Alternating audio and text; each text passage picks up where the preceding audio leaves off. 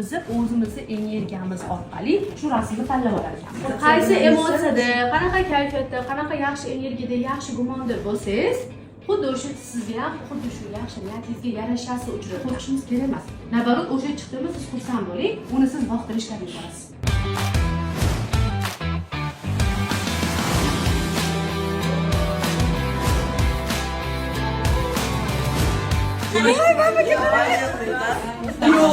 Men bugungi Makkadan mana shu yoshlikdagi travmalarimni mana hozirgi holatimgachasini to'g'risi topdim. Ko'rdim va bag'iga nima qilishligimni ham o'rgandim.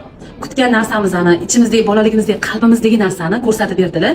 Haqiqatda ishlayotgan ekan. Nimaga qarab ketayotganimizni, nimadan qarab kelayotganimizni aniq qilib tochkasini qo'yib berdilar. Tez travmalar bilan ishladik. O'zim travmalarimni bilib oldim. Endi mana ustida ishlashim kerak. Shuni aniqlab oldim. Undan keyin pul haqida bo'ldi.